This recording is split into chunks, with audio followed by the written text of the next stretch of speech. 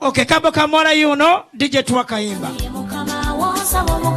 Engalo za Suzi. Best man in the terra, Mama Rosie Asibutingo. Aliruda wagwe bagenda okuba kabo kamuwala. Muna akomawo.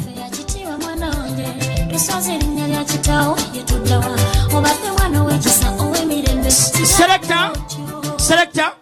John mutabani wo ngenda mutanza sinza mwegayirira muyita. Nja kubatanza. Wama mpaka yimba kasitaka ayatudde obulokozi musonyiye. Ayatudde obulokozi musonyiye. Kuba kayimba. Sembera aha. Awo. Bwamala okulya keeki nga yekyanga. Okay. Engalo za Suzi.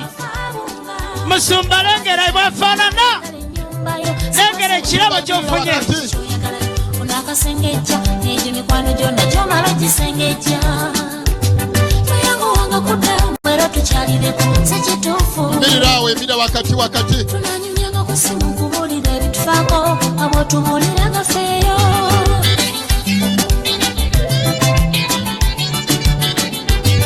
mirira wakati Selector Susan teriyo mukyala yali agabye kabbo ka muwala mukasirise nga alinga asera gwakawa oyina okubaako byoyogera n'olwekyo nsaba John obadde na sanitizer jimuwe alage nti ayogera yes abeko byagaba ate waliwo ne byeyaleseeyo nga yayina byegabira na byabigabe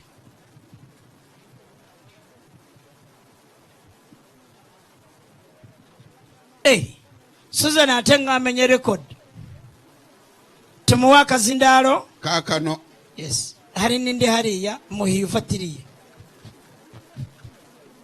okimanyi bebe olunyarwanda aluwulira mpozi ne gwe yakwana munyarwanda okay katuulize Susan nga asibula omwami we amubulire n'ebirabo byamuwa yes yebazibeyani amina Eka naye tumuwe microphone bannaye bayinza okulowooza newankubadde musumba ebigambo abeera na bitono naye katumuwe ku microphone naye amuddemu obalage nti n'okwogera oyogera bigambo byo bitono tubimanyi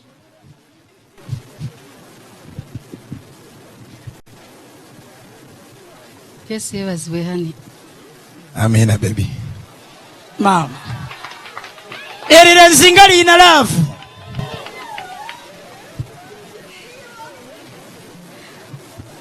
kwebale kujja waka mwebale kunnyaniriza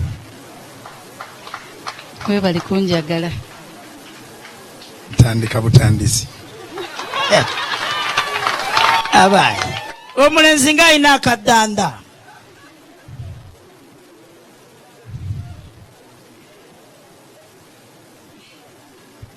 Susan tebimuweddeeko olowooza waayo ebirabo tugenda ate atatunda mumbu ebingi olombojja byaki kwagala Johani and thanks for being a man that draws me closer to my God. okay This gift is from my heart. waayo omugeri bestman okwata ebirabo bestman tugenda kukugoba nga omukolo tegunnagwa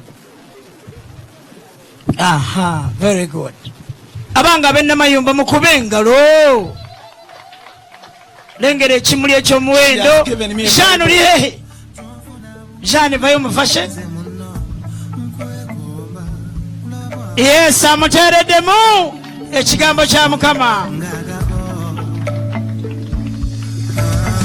okimanyi nti kati abatestes ku house of prayer Bible bagenda gikyusa tuteekeweeyo Bible kyekintu kyensinga okwagala neyanza manyi ekintu ekitugatta ye Katonda waffe era manyi g'osinga okwagala okay era oyo teri amuddirira teri amusooka maaso era teri amwenkana mu bulamu bwo kyenvudde nkuwa ekirabo kye kya Bible okay kubanga mmanyi buli kimu ekiri omwo ekiva ewa Katonda ekisuubizo kyaffe bwe tweyongera okumwagala naffe ajja twagala atajja tukoma nga tuli wamu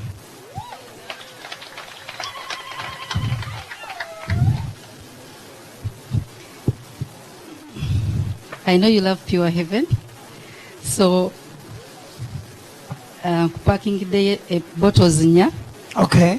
Manyi we naviira ekyebando nga tezinagwamu nja kuba ntuuse. Ayanguye kasuze katya. Thank you. Kakati waliwo ebirabo bino. Waliwo ekirabo ekirala. Ekinga kya musumba. Kya musumba. Mama, musumba okimanyi entebe y'omu ofiisi nayo bagikyusizza. Ng'ogyeko okubeera omusumba. Okay. Oli MD wa Salt Media. Okay. So nkuleteddeyo entebe empya obeere comfortable. Ng'aboola Mami Senkubuge. Entebe mwabadde atula mugiteeke ebwere enkoko zibiikiremu. Bamuwadde ajegezezzaamu. Era ne mu office. Kano omuzengako ekootizo. Kubanga mu office baayo. Susan ng'alumbye n'amaanyi. Tumuwe ngalaba olugave. Amanyi office y'omwami nti yeetaaga overhaul. Ewaka nze manyi wenteeka ekootizo ne office. Yes. Awo oba oziwummuza. Kagame bino bigenda butereevu ku Salt Media. Then nina ekirabo ekirala kya mami. Okay. Owe Rwanda. Okay. Nafunye restrictions ku bintu bye nina okuweereza. Kubanga ebimu tebikkirizibwa kusala okusinziira ku bbeeyi. Nsaba mulamu Jean vayo oyakiire kadde ya mami. Jean. Okay. Yanziza ebirabo bya mama. Amina. Wasigaddeyo kirabo ekirala. Kino kirabo kya daddy mumanyi ayagala nnyo briefcase. Okay.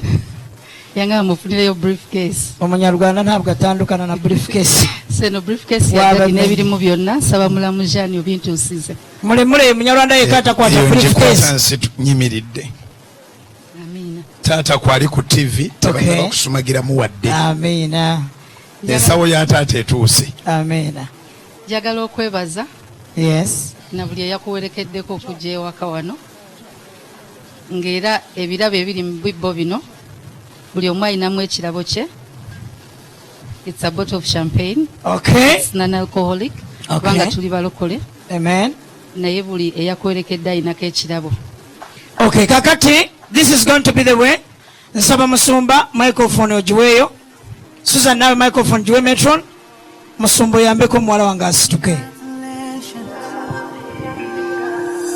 Mbadde nsaba Susan mukkirize kino ekirabo kya Senga Nabatanzi Robina.